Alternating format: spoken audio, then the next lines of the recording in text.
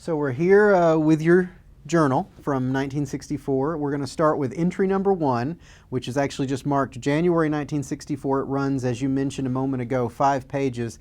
Why don't you set the scene and tell us what this initial entry covers? Well, the initial entry does cover the story about the commission and how it was formed and the initial circumstances under which I became a liaison to the commission. Once I began working with Lee Rankin, it became clear, as the journal summarizes, that we had to turn to several immediate problems. We had to hire sufficient lawyers to staff the commission, and we had to deal with the effort to organize our activities and propose an organizational form to the commission. And thirdly, I'd say we had to begin dealing with the various agencies that had very intense and vested interest in the work of the commission. The personnel issue, I sat down with Lee Rankin, and Norman may well have been involved, and we decided we needed to have some senior lawyers and some junior lawyers, and we would try to pair a senior with a junior to work in a particular area of our agenda. Lee had already picked on Frank Adams, has chosen Frank Adams, the New York Police Commissioner. He added Joe Ball, who was a very well-known criminal defense lawyer from Los Angeles. And he also wanted to bring Bill Coleman on board. Bill Coleman was an African-American lawyer who graduated top of his class at Harvard and went on to be the first black lawyer working as a clerk to Justice Frankfurter. So he was working with a well-known Pennsylvania firm in Philadelphia, and he was asked to become a member and agreed to that. The Chief Justice did some research about a well-known Chicago lawyer named Burt Jenner, who was a name partner in a firm which still carries his name, as it is now a well-known national and international law firm in the United States. And Burt Jenner was known to the Chief Justice, among other reasons, because he was active in ABA activities, the American Bar Association activities, and the Chief Justice was often involved with that or organization, or had been at various points in his past. So Burt Jenner was added then, and the last senior partner was suggested by Congressman Boggs, and Leon Hubert, former U.S. Attorney in New Orleans, and also an associate or adjunct professor at Tulane University.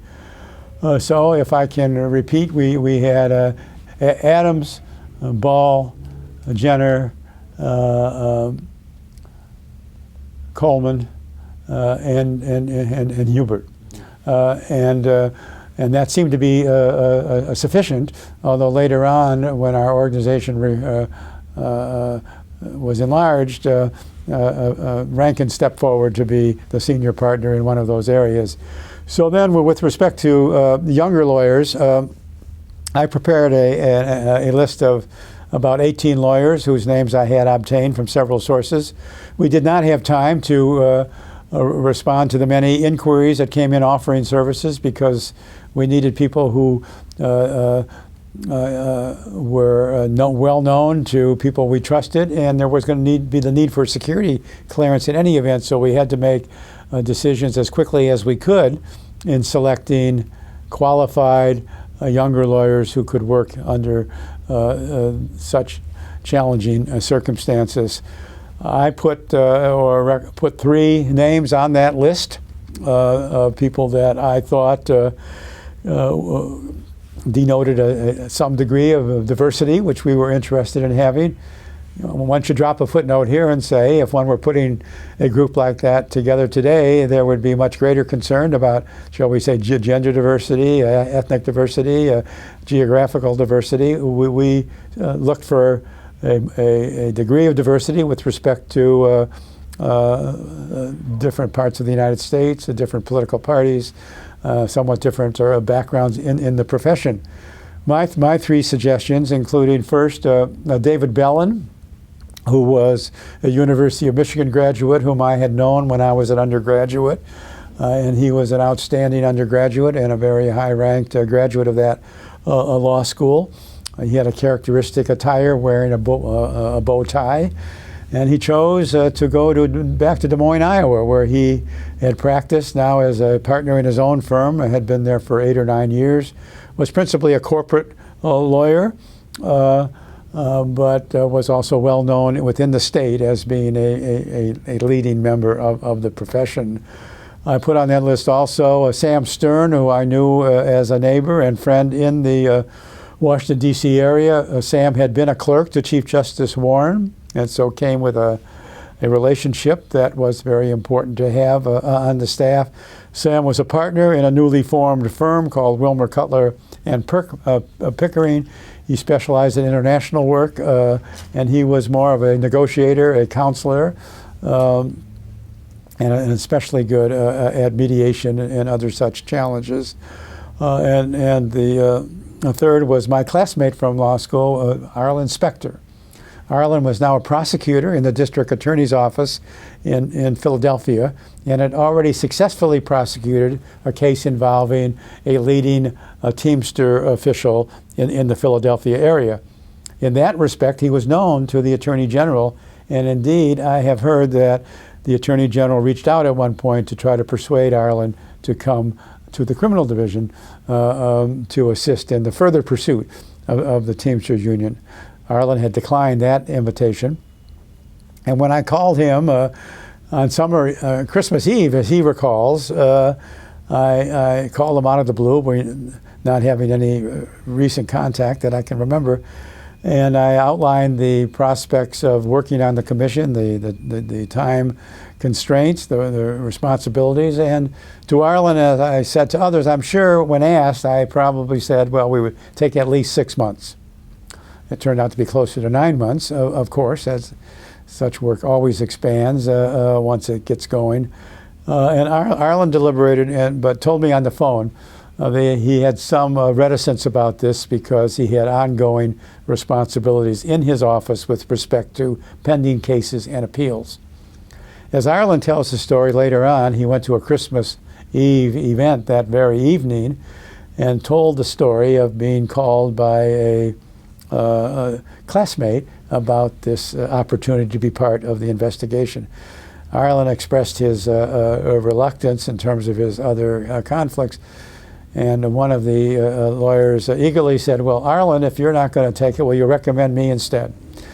And the interest that was explored at this meeting on Christmas Eve, or was it New Year's Eve, whatever, was such that Arlen realized this was perhaps a professional opportunity that he should not bypass. And he called me promptly thereafter and joined and was willing to have his name put on the list. I was asking these three acquaintances if they were willing to have their name on the list, recognizing that Rankin would have to make the next decision, and then ultimately the members of the commission would have to approve members of the staff. So in addition, I consulted some friends at the Justice Department and in the federal government and came up with 2 other names that I called. One of those was Bert Griffin in Ohio, and Bert had been was a Yale graduate from 1969 and was working in private practice, but had 2 years of experience with the U.S. Attorney's Office in Cleveland. And Bert was very enthusiastic about the prospects of being asked to join the staff. The other was David Slauson, who was a Harvard graduate, and he was in Colorado. He worked for the same law firm as Whizzer White had worked for. I learned later that David had worked with Whizzer White on the JFK campaign in 1960, and therefore had a real entrenched interest in politics and in working for the government. So he was very receptive to the opportunity to be put on the list. So there were others as well, but I named basically now the ones that were initially hired. And I guess I forgot to say that Sam was a Harvard Law School graduate. Arlen was, of course, from Yale in my class, and David with the University of Michigan Law School. So we had some diversity in geography and law schools in that initial group. And Lee Rankin accepted all those names, and then within a few weeks we added that to add Mel Eisenberg, a Harvard graduate who was an associate in a New York law firm. And Norman had reached out to a partner in that firm to inquire about the qualifications of another associate in that law firm. But the partner that Arlen spoke to immediately recommended Mel Eisenberg, and Mel shortly thereafter reported for work, ostensibly to work with Norman, but in fact was given the immediate assignment by Lee Rankin to immerse himself in all the technical sciences that were involved in pursuing a criminal prosecution of this importance, from ballistics to wound injuries and the various other disciplines that the law enforcement people and investigative agencies like the FBI were expert in and were applying to analyzing the evidence in the Oswald and Ruby cases. So this young tax lawyer set out in a few months to achieve expertise in all of these areas, and to everyone's amazement, he did so with a superb demonstration of sheer intellectual power. And so that was initially another lawyer. And the last of the lawyers that I can mention at this point emerged because there became a need for another associate as the scope of the investigation was changed in some respects. And I reached out to a former colleague at Kirkland & Ellis law firm, and he referred me to a classmate from the University of Chicago, which was Jim Liebler, who was practicing corporate law in New York.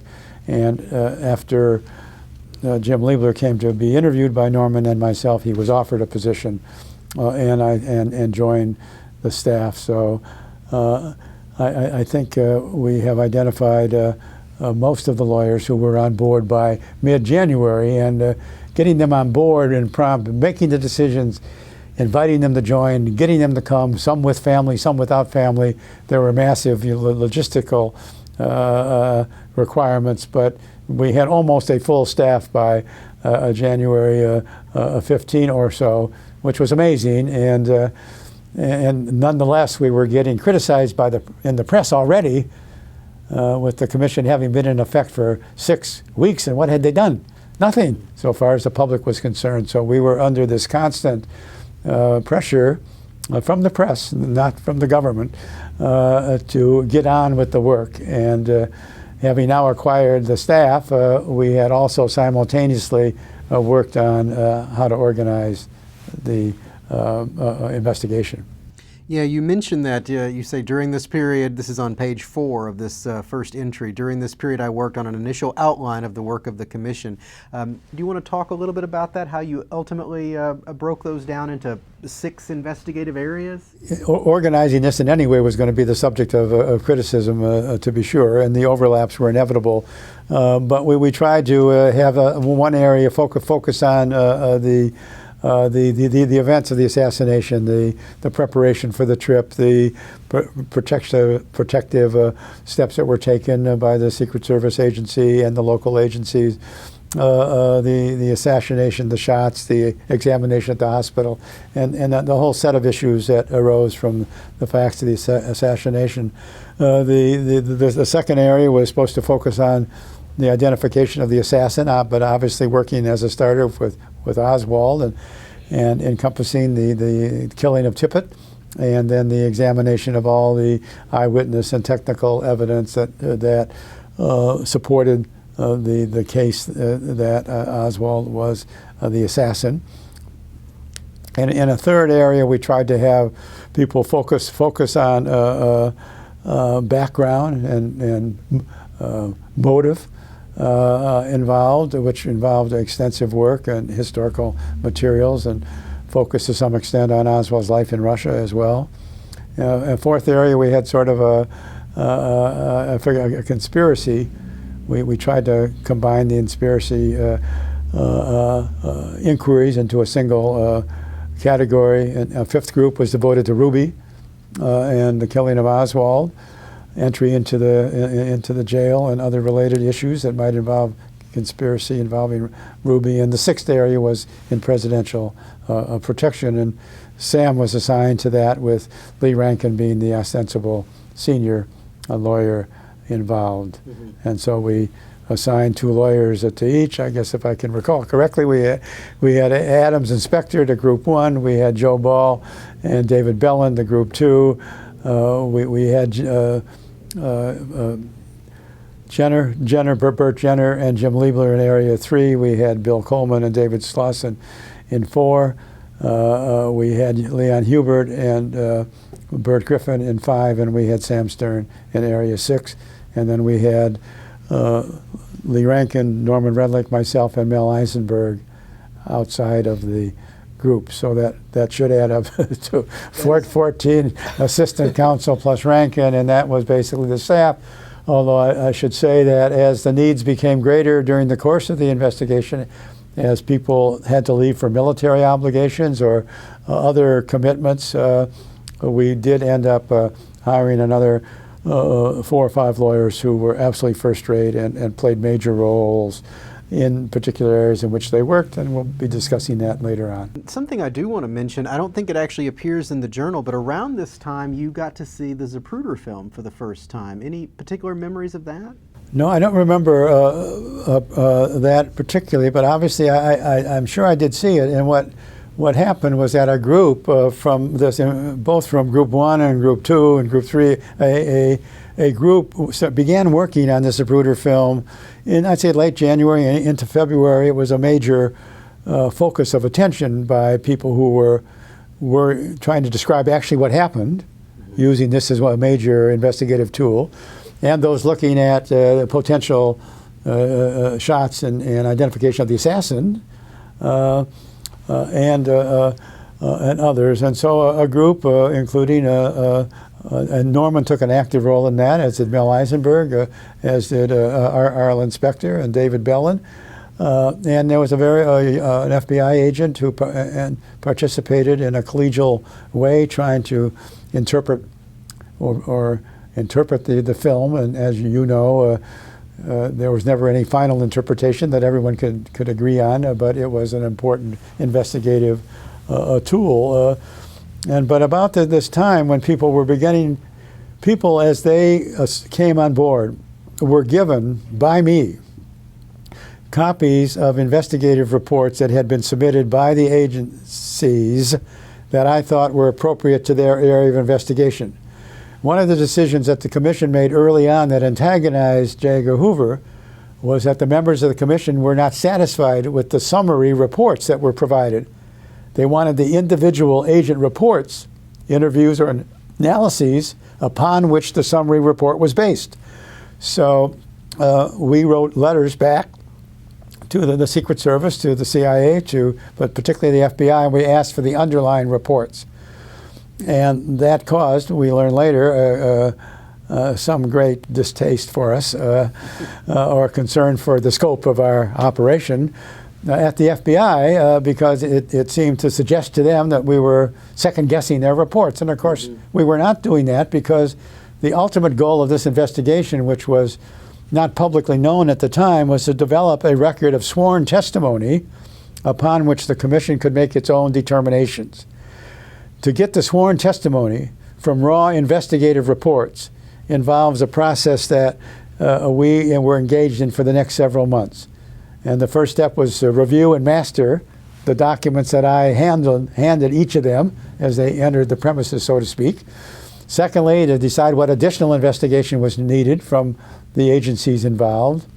Third was to identify the major witnesses in that particular area and to assess whether they should be brought before the commission or be the subject of depositions by staff.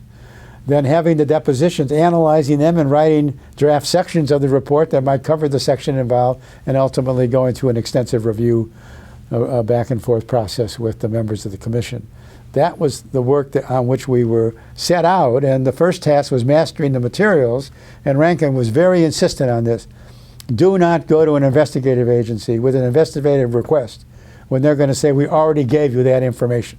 Yeah. So Rankin was very firm in that, and since I was in the process of reviewing it, I had to try to at least elicit from the fellow staff members that they were confident that the particular request was extending our inquiry, not seeking to duplicate what the FBI, for example, had already done. And right as we began going on this, the Chief Justice visited the commission premises, which he did on a regular basis, but this was the first and most memorable event where he appeared to talk to the entire staff, senior members, junior members, and I'm sure we even had some secretaries listening in. And he basically told us all. This is January 20th.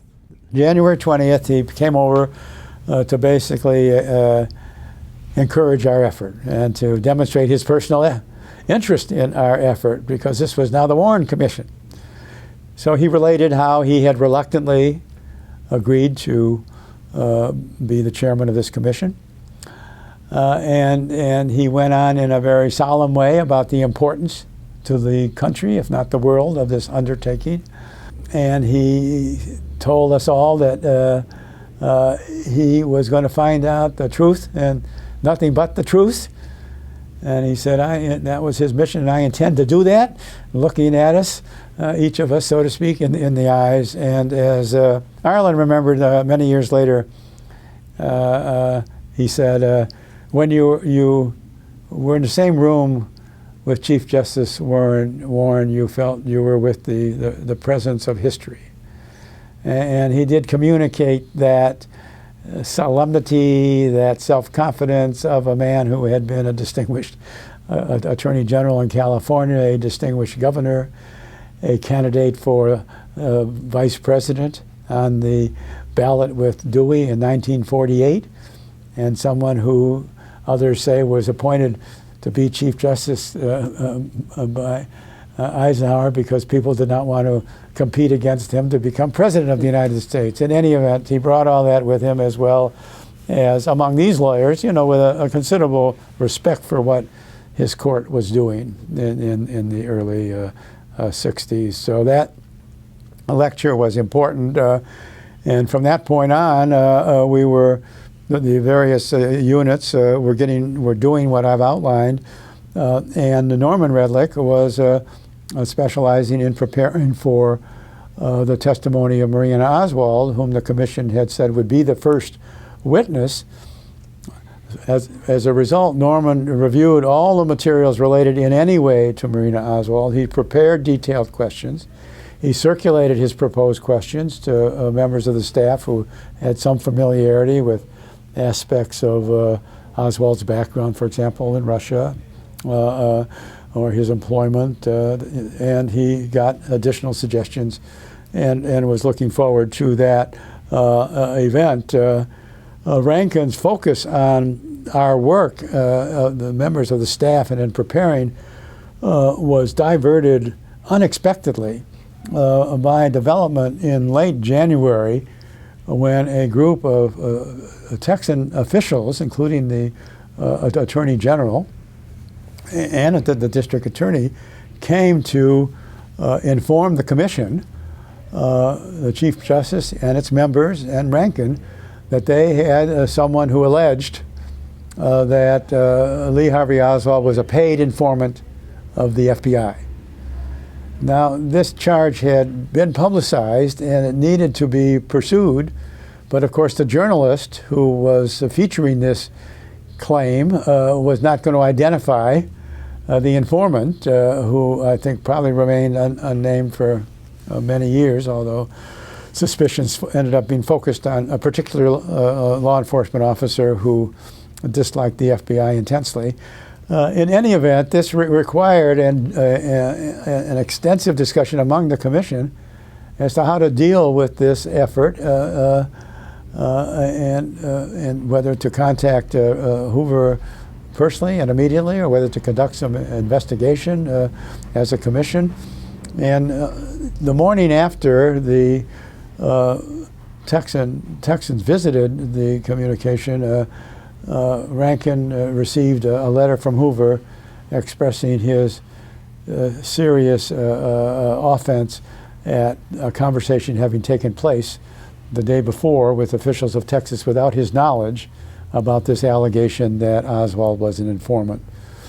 And the commission decided, after receipt of this letter, that they would do what Rankin proposed, which was obviously an approach that put the burden on Lee Rankin himself.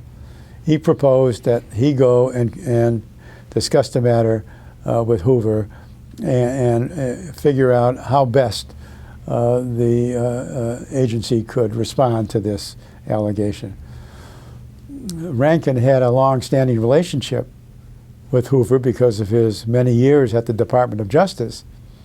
He thought that his relationships were good, that they were professional. They were not social friends in any regard, but there was a professional respect of each for the other.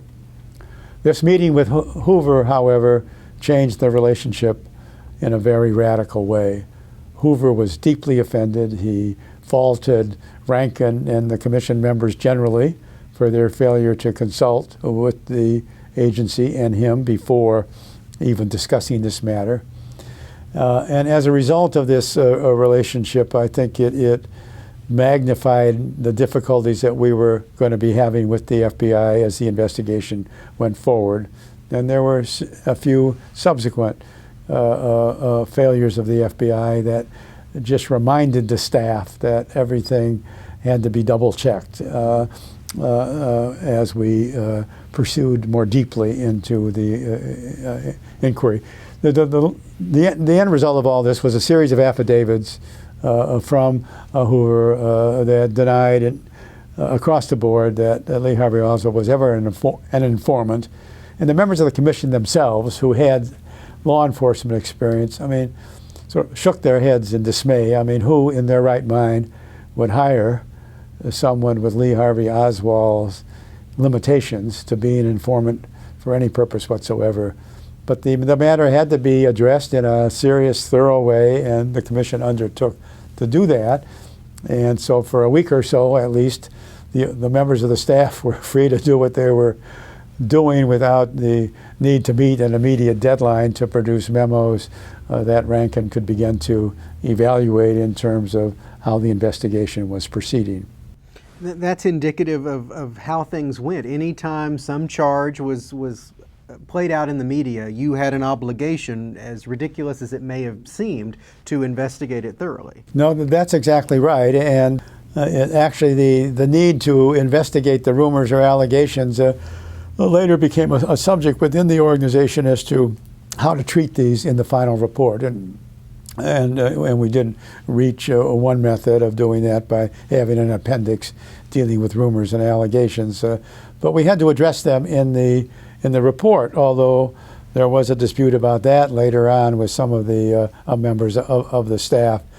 But all that then completed an enormously busy month, and the next item of importance was the testimony of Marina Oswald in early February. Which you cover in entry 2. That is correct. Okay.